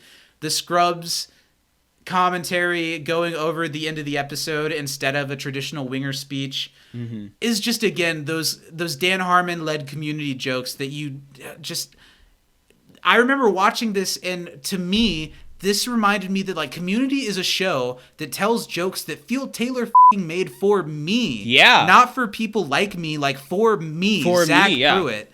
And this being a moment watching the show that I was like, this show is written for me more than any other show has ever been.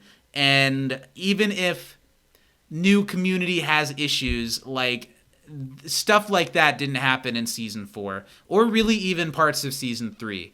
And I am excited to have that type of renewed writing. And some of it probably comes from how we discussed that new writer's room that's built up of a bunch of fans that really know and want the show to be written the way that we all want it to be.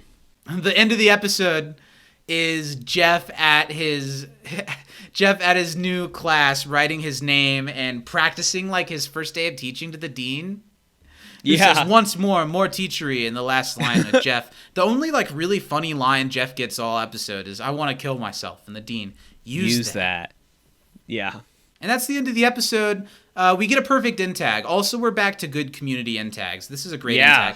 And seasons 5 and 6 end tags get way weirder than the other seasons did in a way that I like. So I'm all for this. I love how they just, like, Abed filmed himself a little bit on the green screen too, and then mishmashed the footage he to probably, make them after fight. he got fired, he made a whole new commercial where he edited Jeff's stuff and was like, I'm going to get Jeff back for firing me. Choppy editing where Jeff like not pointing this word, cape over this shoulder. Really funny to watch that choppy editing. Then they fight each other. Abed wins really easily, them punching each other in flight. And when Jeff like spirals and hits a building, I was thinking, The Matrix who? And Abed picks up Jeff. He lasers him, turns him small, eats him and poops him out. It's a great little funny bit of awful green screen editing, almost Tim and Eric in a way. Right. Just the awful very green screen much editing. so. And Abed's laugh felt so real, like that moment where nobody's watching him and he kind of lets it out for a second. Yeah, and then he's Jeff's just right enjoying there it. watching the whole time. Really funny. Steven, I do think after talking about the episode, after going through it, I think it holds up pretty okay. I think the most issue I have with it is, did Community need to reboot this hard? It did it, and it did it pretty successfully, but did it need to do it? I don't think it needed to, and I would have been interested in seeing the version that Dan Harmon came back and brought his demeanor back into the show and maybe made it this sad version of Community. But if it picked up a little bit closer to the end of season 4, how do you feel after we've gone through it? Yeah, I think I still like the episode. I just still have a problem with that one scene where they're all just following whatever Jeff does blindly and kind of losing all sense of individuality that they came into the episode with, and that we ended season 4 with for the characters, you know? So that's my only problem with it. I think that it doesn't take me out of it too much, and I'm excited to continue on where season 5's going. I know it's a new Community and it's different, which doesn't bother me. I like different. I like change. But I don't really think the rest of the season is as different Community as this first episode is. I think it gets a little bit back to what it was. Nice. I don't know. I'm excited. I hold season 5 really dear to my heart. You do. You've especially, I think, probably since season 3, you've been talking about it pretty highly. Yeah, so I've been, and it's get there. And I do know that most of it's nostalgia based because season 4 was my first season watching live, and then this season was like my season of Community. Yeah. We got Dan back. It got renewed even though nobody expected it to after season 4. It's back the way that it's supposed to be. It's going to kill it again. And for mine at the time it did. I am interested to see how it's going to go. I think we might see the show kind of that negative Dan Harmon, Rick and Morty mentality is going to seep its way into Community. Yeah. We'll see how much that bugs us, but I'm excited. Let's talk about MVP. It's a tough MVP choice for me because it's really Jeff's episode. Yeah. And then the study group, even though they work really well as individuals, it's kind of them as a group. It's Jeff's episode, and I don't quite love him in this episode, so it's not him. I don't really know. Do you know?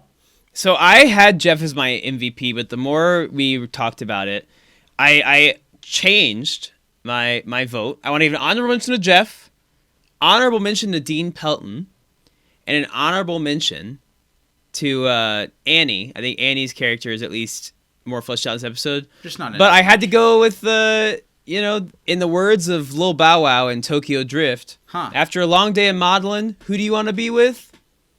The little guy that makes you laugh. So I got to go with Troy in this one, So I got to, my MVP is Troy for this one. It was Jeff. I think that it's a good Jeff episode, but Troy was just so funny, and I had forgotten how many of my laughs in this episode came from him, and I think funnier than he is in season 4, certainly. And I think it's because Dan knows how to write for Troy better. I think he knows how to put those one-liners in there that he knows that Donald's going to deliver better than anyone else could. I agree with you. I'm also going to go with Troy, partly because we don't have very many more excuses to give it to him. Yeah. Partly because I don't think this is any one character's episode other than Jeff, who I have issues with. Troy's really funny. Pretty much every line, it used to be every time they cut to Troy in seasons 1, 2, and 3, every time they cut to him, it's going to be really funny. And they're right back to that in this episode. Every time they cut to him, it's a killer line. It's said in that naive yet assured way that makes Troy so endearing. My honorable mention would be the Dean, because I do feel like they treat the Dean more like an actual person than they ever Dean's have great in this episode. episode. But it's Troy. And that's it. Troy. We've done it. Season 5. We're starting season 5 off strong. I think this is fun. We're off to the races. And here we're taking a little pause of recording right as we're starting off strong with season 5. So this is what's going to go on, guys. Next week will not be season 5, episode 2. Next week, we're going to deliver upon your ears 2 exclusive episodes of our Patreon podcast, Brokeback Bebop. Yeah, I really hope you guys fun. enjoyed those. I'm sure that when you listened to those last week. It's really good. I think you guys are going to enjoy it. Steven and I added a little extra commentary. It's going to be a full-length podcast, so don't skip it even if you don't watch Cowboy Bebop. Check that out next week. The week after, we will be back with Season 5, Episode 2. And if you want, go ahead and send in your trivia, your episode MVP, and your favorite funny moment from Introduction to Teaching, which is Season 5, Episode 2. Send that in to can'tdisappointpodcast@gmail.com. Steven, where else can the people find us? You can repilot your palms. Did you hear that noise? No. Okay, my computer made a noise and it threw me off. Keep going. Sorry, buddy. Sorry. Do we need to start over? Hey guys, and welcome to another edition. Yeah. If you want to repilot your palms and head on over to twitter.com, you can find us over at You Can't Disapod. We're also on Instagram over at Can't Disappoint Podcast. And we're on Instagram, or we're on Facebook and YouTube. That's the name of the place. Amateur. I know. That, God damn it, stupid. We're on YouTube and Facebook. Go ahead and just plow that subscribe and like button. Yeah. Sow it like the fields take its of your forefathers. We are gonna just like punch that like button, smack the bell with your clip-on ties to get notified. Go ahead and drop that dun right on that subscribe button. Everyone, but it's the whole name of the show. I'm gonna cut Steven whole name of the off. He's show. done You Can't enough. Disappoint a Podcast. Find us if you there. like what we do here and you want to help us take it further, we've got a lot going on over at patreon.com/Can't Disappoint Podcast. You Can't Disagree show is live, unfiltered, Zach and Steven every week before we record the podcast, whether we're playing games together, whether we're arguing, whether we're talking about the Oscars or tier list things. It's always really fun. You can watch it live every week and get the back catalog of all the episodes over there. You get this podcast early every week, which is always really fun. If you like to feel a little more exclusive when you're listening to the podcast, you can get shout outs on the show. You can get postcards from us and Brokeback Bebop every week. I hope you look forward to checking that out next week. A little taste of the waste of Brokeback Bebop. Ooh, a little taste of the waste. I like it. Steven, it's been a pleasure repiloting with you this week. And yeah, you too, buddy. Even though the podcast moves on, even when we can't get together and record every week, I will miss talking to you for the next couple weeks. This Time's arrow marches forward, Zach. Onward. You know what they say? If you're lost and you're something, and you will find me time after time. Time after time. If you're lost and you look, then you will find me. From inside the Dreamatorium, Black Lives Matter, Trans Lives Matter. I was about to say everybody, all lives. Jesus Christ. Because I want everyone to feel included. I want to boost people up, and I was like, no, that's a different thing, though. That is a different thing. Black Lives Matter, and that's it. Is that what I'm supposed to say? Only remember, from inside the Dreamatorium, only Black Lives Matter. I'm Zach. I'm Steven. We love you, and we'll see you next week. Wash your hands. Or don't. Get sloppy with it. Get them real slop it sloppy. All right, bye, everybody. Bye. Maybe I'll paint them in myself. Maybe I'll paint them in myself. Maybe I'll paint them in myself.